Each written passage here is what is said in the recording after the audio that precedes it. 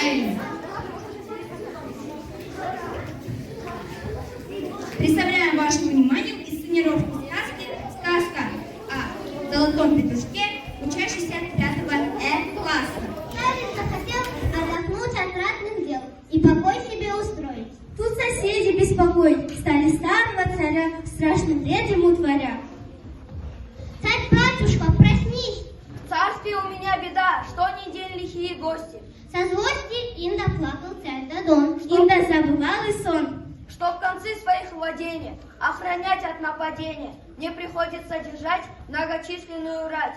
Воеводы хоть не дремлют, но все царство не объемлют. Где бывало с юга глядь, ан с востока лезет рать. Как унять мои тревоги? Можно с просьбой о подмоге обратиться к мудрецу, звездочету и скупцу. Так ступай к нему с поклоном, пусть измыслит оборону. Может, знает он секрет, как избавиться от бед. Что прикажешь, царь Надежда? В царстве у меня беда, что ни день лихие гости, преисполнясь лютой злости. Тут и там чинит разор, сиденье моей позор. Не печалься, царь Надежда, знаю, что тебе поможет. Петушок мой золотой будет верный сторож твой. Коль кругом все будет мирно, так сидеть он будет смирно.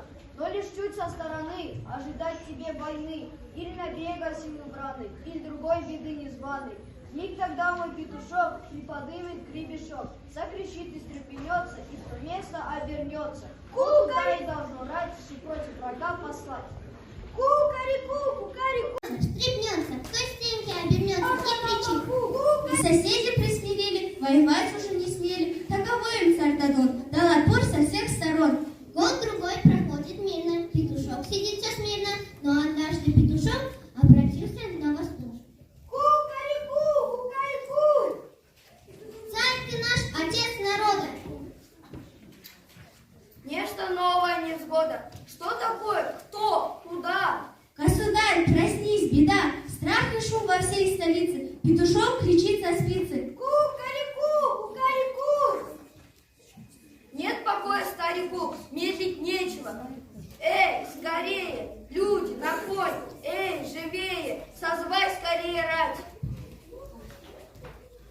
Поведу ее к востоку, сам не знаю, быть ли пробу.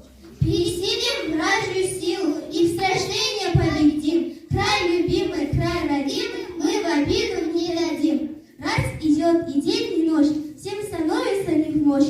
День 16 проходит, войско в горы царь приводит. И промеж высокий гор виден шелковый шатер. Кто ты? Чья? Откуда ты? Дива дивной красоты. Не видишь, я девица, шамаханская царица. Очарован, восхищен.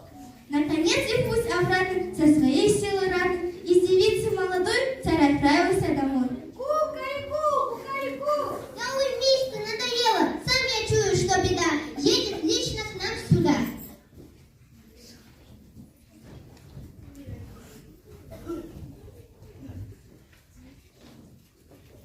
Здравствуй, царь. Привет, мудрец. Разошелся наконец. Помнишь о мою шубу? Обещался мне как-нибудь. Волю первую мою и сложностью свою. Подаришь любви и шалаханскую цель.